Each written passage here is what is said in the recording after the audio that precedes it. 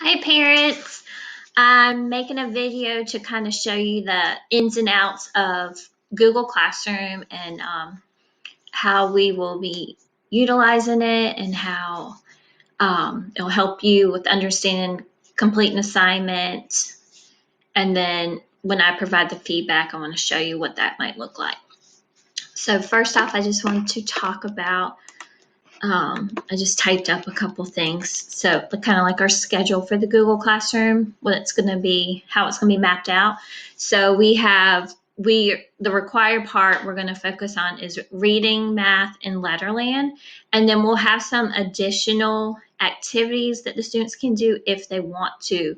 That will be optional. So we'll throw in there some science and social studies activities, probably some writing, brain breaks.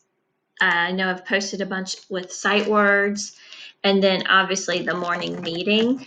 Like, I hope you guys will still click on that. I like hearing the responses, but that will obviously be optional. So the main thing is the reading, the math, and the Letterland assignments. So I'm going to show you kind of what it's going to look like on your end. Completing assignments, go into it. I know a lot of you have already started with the morning meeting, and I feel like you've got a good handle on it. So here we go. So you'll sign into your account, either your account or your students, and then click Classroom. Sorry, you can't see it. Here it is. And then you'll find, obviously, Miss Jones. And then the stream is just kind of where you can post things and everybody can see it. And so where their assignments will be under classwork. All right, and then you'll be able to see so the main thing, like morning meeting, so the extra stuff, I'm going to try to move all the stuff that's optional towards the bottom so it doesn't confuse you. So like all the sight words, I just threw that up in case your child is wanting to work on words, reading or writing. And the brain breaks, these are good activities for them to give them a break. And I know they really do enjoy Go Noodle. So here is what it will look like. It'll show Letterland, and then this will be their assignment, and then underneath math, that'll be their assignment. So I'm just going to go through kind of like the Letterland and math, and they'll also be reading as well. And what we're doing, we're going to keep it all in one file for the whole week, so you can work on it at your own pace, and then submit it whenever they are finished. So here, I will click on Letterland, and then you'll have some directions. Here's the Letterland lessons for the week. Once you finish, you can hit turn in. So they could you'll click on it, they could work on like one page and then exit out. And when they come back to it the next day, it will save their work. So you don't have to do it all in one sitting. So we have it by day. So each day for Letterland, we will have a video, and it'll be one of the teachers. We don't have our lessons ready yet, so I just threw a video in to show you. So you'll hit the video and you can watch it on the screen.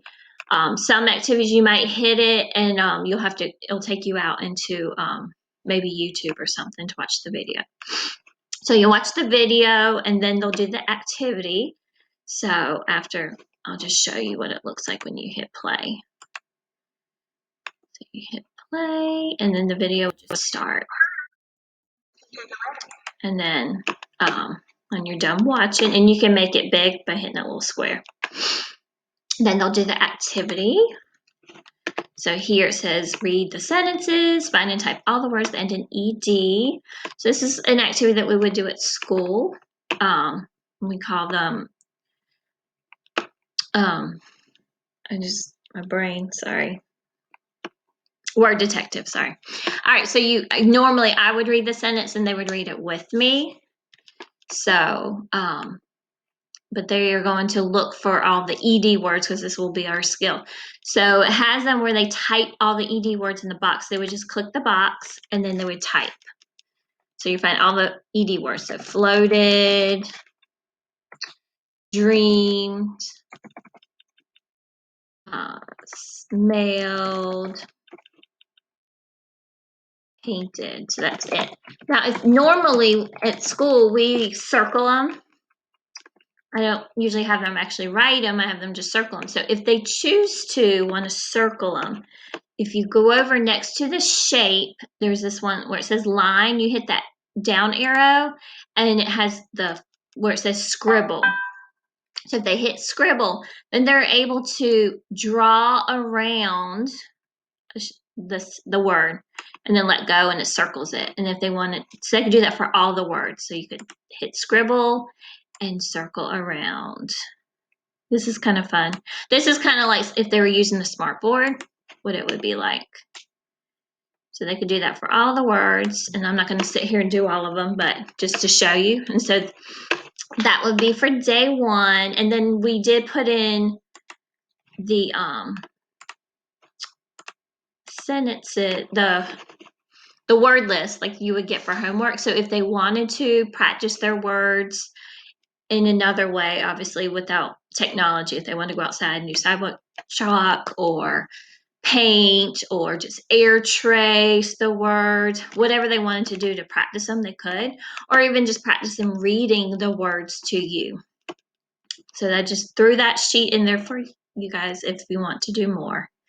And then they would do the Tuesdays activity. So there would be a video they would watch for their lesson and then do the activity. So for here, I have these words that I typed. And so they would read the word and figure out which box it would go under. So for ED, they are going to learn the 2 sounds that ED makes. So ED with Eddie, elephant, Dippy, duck, meaning it would say ed or id. And then they're going to also learn where sometimes ED, the E silent, and you just hear Dippy Duck, the D sound. So they would have to read the words. So if your child needs help reading them, you can tell them the word and see if they can figure out where it goes. And then they just drag it. So for weighted, you hear that id at the end. So it'll go under ED where it shows Eddie, elephant, Dippy, duck. And then if they had the word climbed, it just says D. You just hear the D sound. So we'll go over here. And any words that don't end in ED are tricky words. So I always throw in not just our tricky words for the week, but then I throw in some from the week before. So like there's a tricky word. So they would just move these over, and that's it. And then the Wednesday, they would watch the video, and then we have our review sentences. Normally we use these with crayon, but they'll read the sentences. It's very good to practice for fluency, their expression, knowing how your voice changes when there's a question mark at the end of a sentence or an exclamation mark. They usually have a fun time reading these sentences. So I made some lines that they could use to just 2 different, because this one they're looking for the words that make the Y, when the Y makes the E sound at the end, which is what this the last lesson we learned before we were out of school. And then the Y where it makes the I sound. So for this, Y that makes the E, like puppy, so just drag that line and put it right there. And then Y that says I, there's one down here, I believe, under my. And if they want to use that scribble feature, they could, because they could hit scribble. And I think you can even change the color. So if I wanted blue, just like that, they could do that instead of using these lines. All right, and then for Thursday, there'll be a video just reviewing the week's skill. And then I think when we do this video, it'll probably be the story. We will read the story with them, but then they'll have it again to reread or read with you. And then I just have a couple questions that they could answer. So good too for comprehension. Make sure they're remembering what they read. So then it says, what did Golden Girl do to help? They don't remember. They can go back in the story, find it. And here it says Golden Girl weeded the garden. So then they would just click it. There's a text box already there for them. And they would just type their answer. Weeded the garden. If for some reason it wouldn't let you type, maybe we forgot to put a text box, you could go and do it yourself. So you could hit this T and make your own text box for them to type, okay?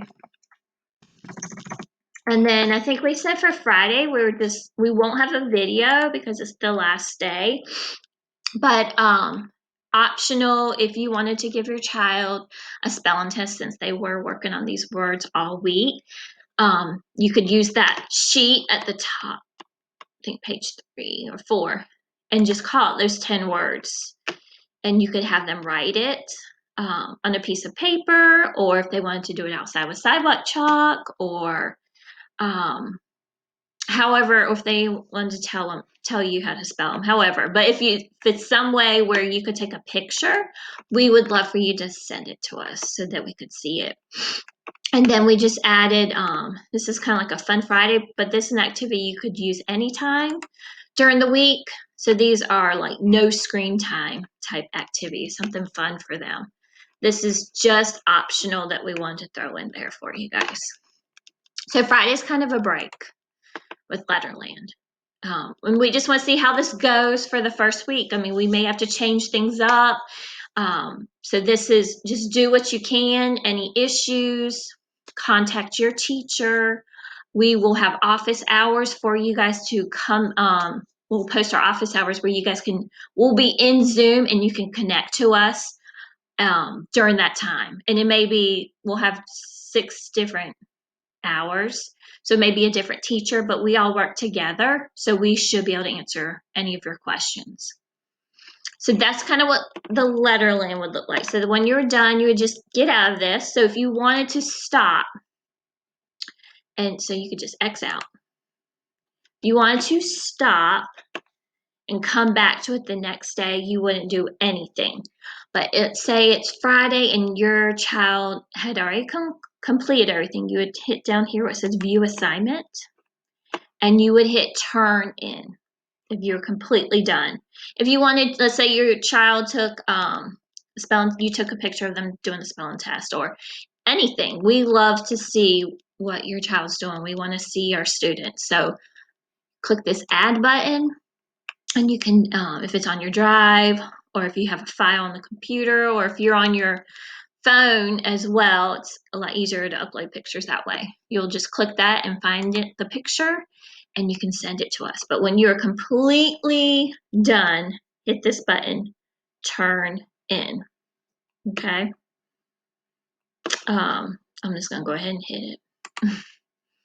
And then it says, are you sure? And so you hit turn in. Then that means I will get it, and then I'll be able to look through your child's work, and then I get to I'll grade it, and provide feedback. Don't worry about the grading. The grading is just showing the credit that they did it.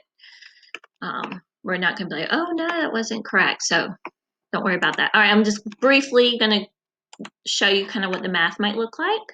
So then you would go down under math, and here's everything we're going to try to keep in Google Slides, just so that you guys are familiar with it. We don't want to use a bunch of different types of formats. So our slides look pretty similar from last. So you'll have the directions, and then there'll be a video where it says watch this. This one doesn't have the video built in. So you would just click it, and then you would click that, and it will take you to YouTube to watch the little math video. So when we taught math, there was always a video that we use to help teach the lesson, so the kids are really familiar with it. And I would have them have their whiteboards and markers with me. So as we're going through the lesson, I'd hit pause, and they would do the activity with her. So this, if you have whiteboard marker, if not, if you have paper and pencil, anything, let them do it with the video would be great. So they'll do that, and then there'll be a little activity. So these are sprints, which they're used to. Normally we time them for a minute, but if you want them to just practice their facts, what they'll do is they'll click it, and they'll just type the answer. So they should have a text box in every single one. But again, if for some reason it's not letting you type because it needs a text box, go over and hit the T and make a text box. So you'll fill that out. Then Tuesdays, there's the activity, and then it has a video, and then here's a little worksheet to do. So This one, I think it wants them to circle. Sorry, it's a little small for me to say. Circle the number that's greater in each pair. So they're comparing the 10s and 1s. So for them to circle, they would want to use the shapes tool. And I did make a little comment on here, but I see that's not showing up.